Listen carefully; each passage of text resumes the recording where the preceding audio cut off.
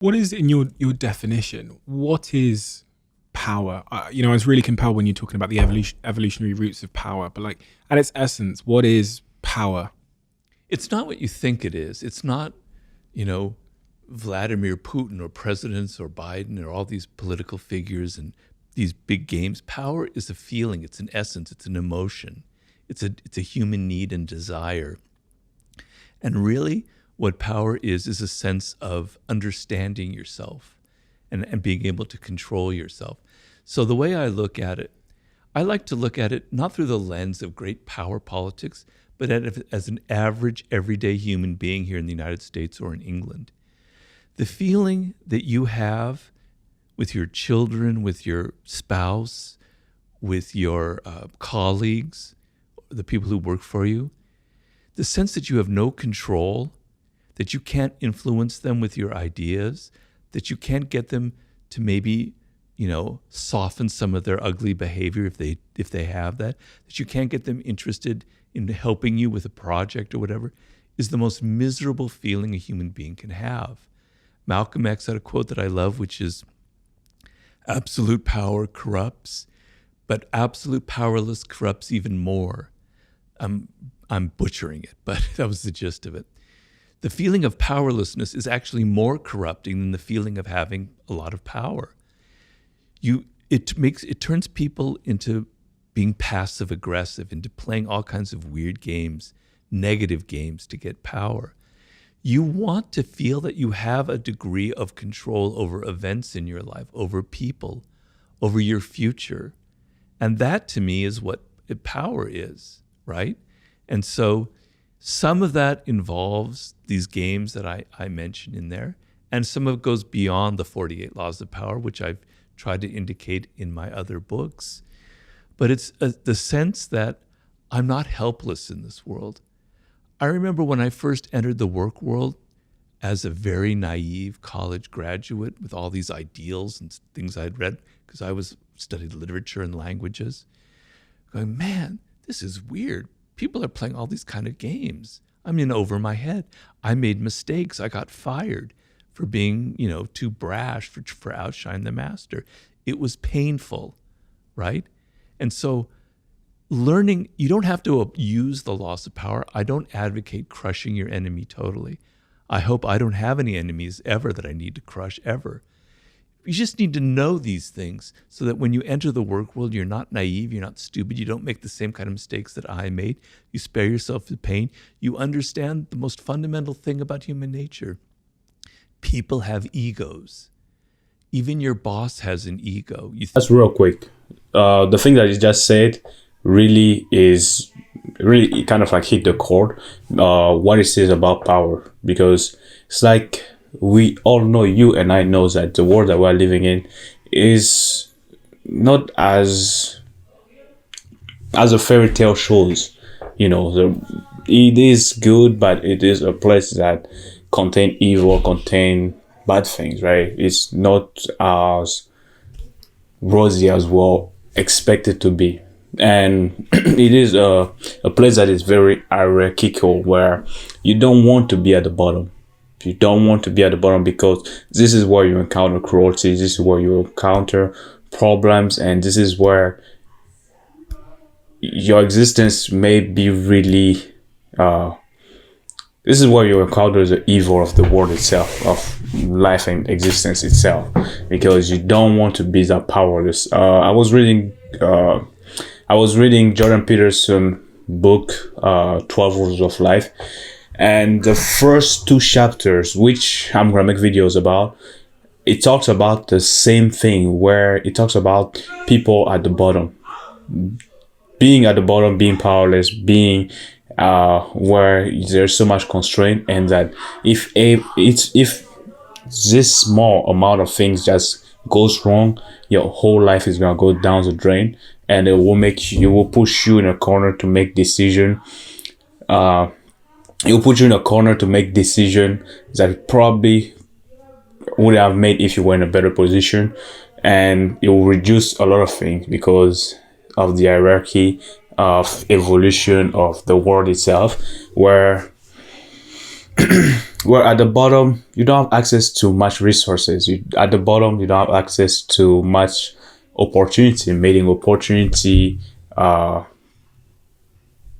opportunity to do things, and that creates corruption as well, because now you villainize what you don't have, and by doing that, you create corruption in the sense that he's talking about, where being powerless doesn't mean that you are sent, because being powerless, if you really choose to stay in that position where you feel like, okay, I don't have any control over my life, I don't have any power over my action or anything that I need to do or to switch the course of my life itself, being in that position, it will corrupt you, because you will look at people that are doing better and then you will be envious of them. You will be jealous, right?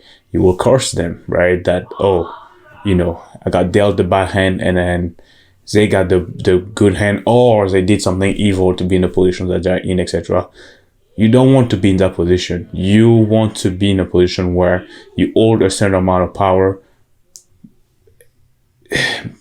to get you in the right direction, to get you where you want to go in life, and understanding how that intertwine with society, with the social cues that that happen in everyday discussion, everyday encounter. I think it's worth. He or she doesn't, because they're powerful. They're even more insecure than other people. You need to be aware of these things so that you don't inadvertently make them feel insecure and suffer the consequences. So that's sort of my idea of power that I was trying to describe there.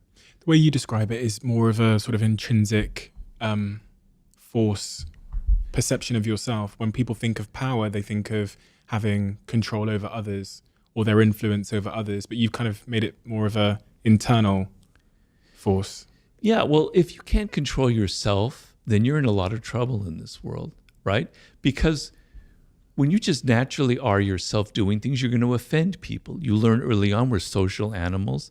I have to tailor my behavior. If you go on babbling about how you feel and think, etc., and you just say what's the first thing on your mind, you're going to end up having a very short career. You're going to be saying things that are going to offend people.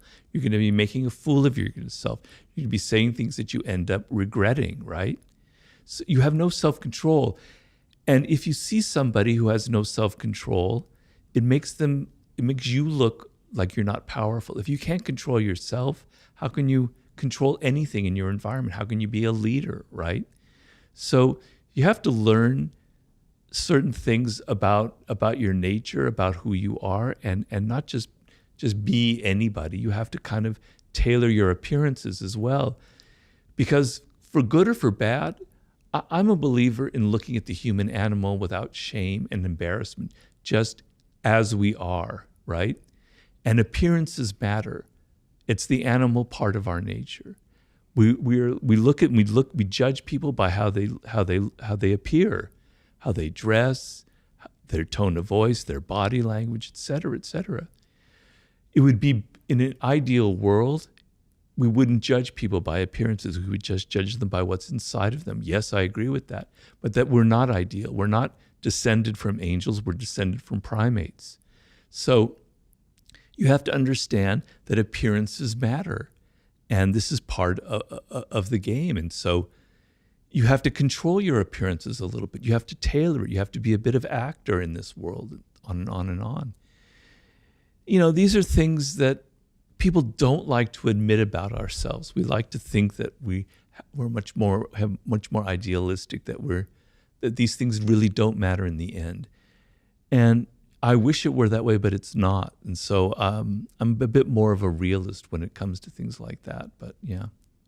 As you were talking about this need to keep up appearances to some degree in order to survive and to fit into the tribes that we form in our lives, it made me think about how many guests I've had on this podcast who work in maybe the entertainment industry or other industries. Yeah. They're famous or whatever, and they report that keeping up appearances had a really detrimental impact on their happiness and their fulfillment in life, because in some cases it meant that they were doing a job as a presenter and had to always be happy when inside they didn't feel that. And maybe the contrast of reality and and perception caused them a lot of harm, or they've built a life around things that they're not interested in. I think you touched on some of that in Mastery. Yeah. This is the second time I'm gonna quote this. I don't know whose quote that is. I don't know if it was Shakespeare or somebody like that. But they say that the world is a stage and we're all actors on that stage, and that goes back to the idea of appearances and self-control. There are things that you can control, there are things that you can't, right?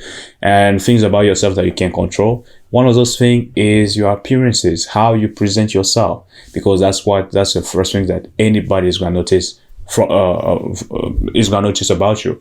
The first time you meet someone, the first time you encounter someone, so the first time you get into a group, meet a new group of people, the first time you go to a job, the first time you do anything, the first thing people are going to notice about you is going to be your appearances. In an ideal world, we all talk about, oh, it's about the personality, etc.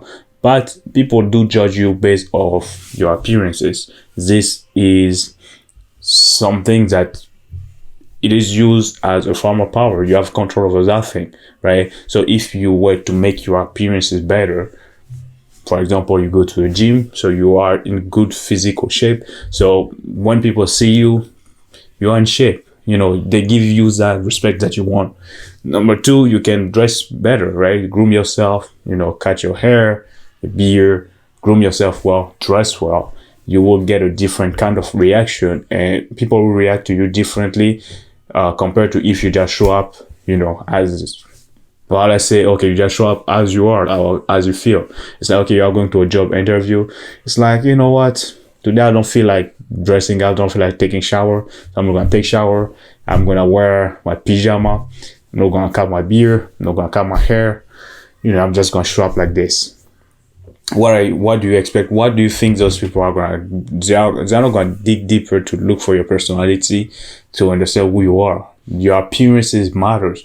So when he talks about power, that's something that you can control. You can control how you are presented to the world, how you are being presented to people, which that's part of the games that you have to play. You live in this world. There are set of rules that we don't talk about, kind of like hidden, but we all know that they exist. So if you take the time to play by those rules, it will give you some advantages, because remember, you don't want to be in the bottom. You don't want to be the powerless. We do want to hold a certain level of power, because that gives you opportunities, that gives you better chance of survival when you talk about evolution and survival, reproduction, etc. So we kind of need it. It's kind of like, oh, it's a taboo topic, or it's a dark topic that we don't really talk about, but it's good to learn about those things. That's the question I have, which is keeping up appearances and the impact that has on your happiness, i.e. wearing a mask. Mm-hmm. And happiness. What's the relationship?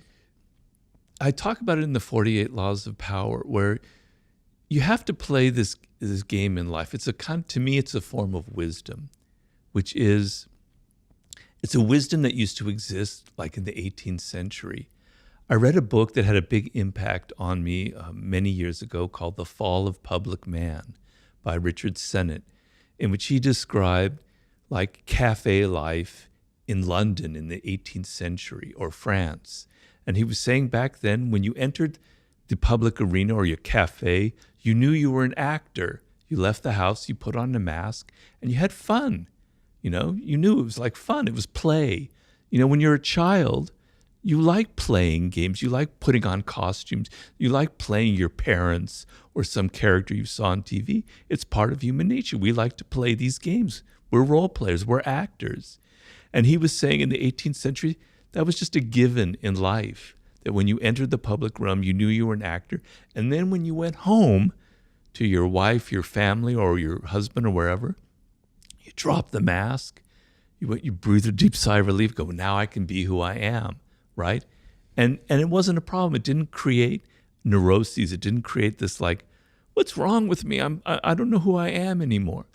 So people now, the problem now is we don't have distance from that social realm.